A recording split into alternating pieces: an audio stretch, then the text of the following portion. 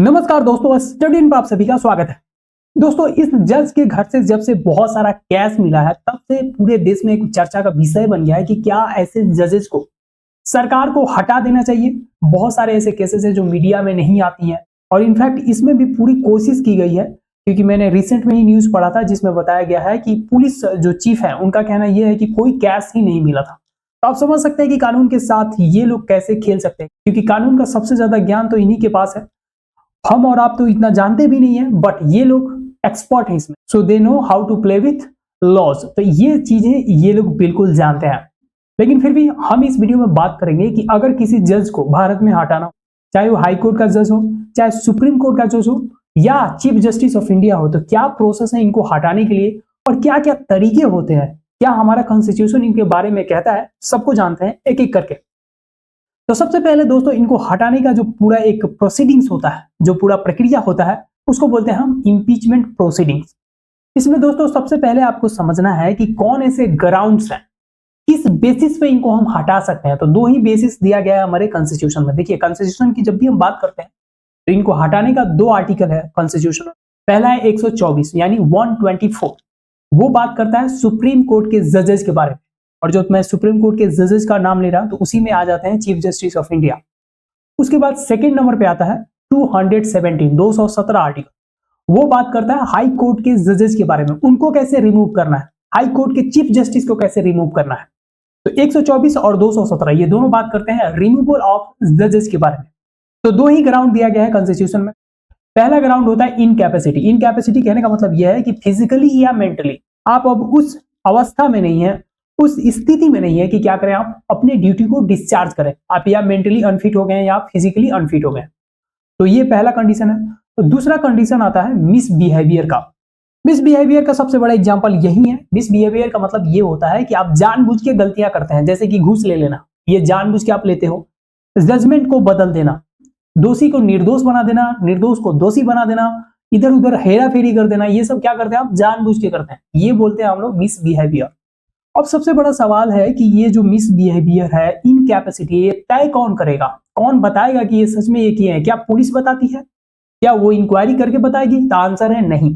यहाँ पे पुलिस का कोई रोल नहीं होता है। ये लोग बहुत तेज हैं, ये बिल्कुल इंडिपेंडेंट होते हैं और इसी की वजह से यहाँ पे पुलिस का कोई काम नहीं है। देखिए दोस्तों, सबसे पहले इनको हटाने के लिए एक मोशन लाया जाता है पार्लियामेंट। जैसे कि मान लीजिए जस्टिस वर्मा को हटाना है, तो जस्टिस वर्मा के नाम पे एक मोशन लाया जाएगा पार्लियामेंट में, चाहे वो लोकसभा में लाए चाहे राज्यसभा में लाए। कंडीशन ये है कि वो जो मोशन आएगा, अगर आप लोकसभा में लेके आएंगे तो 100 मेंबर ऑफ लोकसभा उसको साइन करने चाहिए। तब वहां पे क्या होगा, स्पीकर उस मोशन को एक्सेप्ट करेगा। अगर आप राज्यसभा में इसको इनिशिएट कर रहे हैं, राज्यसभा से शुरुआत कर रहे हैं, तो 50 मेंबर्स उस पर सिग्नेचर करने चाहिए। तब वहां का जो चेयरपर्सन है, चेयरमैन है, वो उसको क्या करेगा, एक्सेप्ट करेगा। आपको पता है कि लोकसभा में कौन होता है, स्पीकर होता है, और राज्यसभा में कौन होता है दोस्तों, चेयरपर्सन होता है, चेयरमैन होता है। ये दोनों मुखिया होते हैं अपने अपने हाउस का।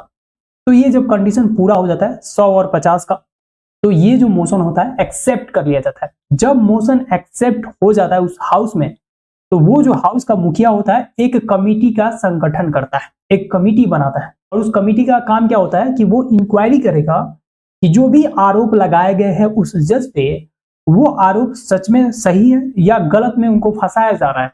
और इंटरेस्टिंग बात यह है कि ये जो कमिटी होती है, इसमें सुप्रीम कोर्ट के एक जज होते हैं, chief justice of high court होते हैं, और एक डिस्टिंग्विश्ड जूरिस्ट होता है। मतलब ये जो पूरा कमिटी है ये जजेस से ही भरा हुआ होता है। तो आप समझ सकते हैं कि किस तरीके का इंक्वायरी यहाँ पे हो सकता है।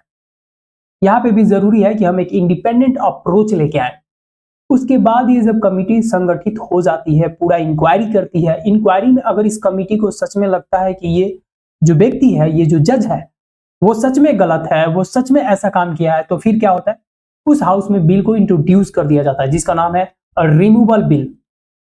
फिर ये जो रिमूवल बिल होता है उसको स्पेशल मेजोरिटी के साथ क्या किया जाता है, पास किया जाता है। दोनों हाउस में स्पेशल मेजोरिटी चाहिए, यानी कि not less than 2/3 members present and voting, यानी कि 2/3 जो मेंबर्स हैं इस पे क्या करने चाहिए, वोटिंग करने चाहिए। उसके बाद ये जो बिल जब वहां पे पास होगा तो फिर ये कहां पे चला जाता है दोस्तों, ये नेक्स्ट हाउस में चला जाता है। लेट से कि राज्यसभा में पास हुआ तो लोकसभा में चला जाएगा, लोकसभा में अगर पास हुआ है पहले दफा में तो राज्यसभा में जाएगा। जब दोनों हाउस से ये पास हो जाएगा तो फाइनली आपको पता है ये कहां चला जाता है, राष्ट्रपति के पास।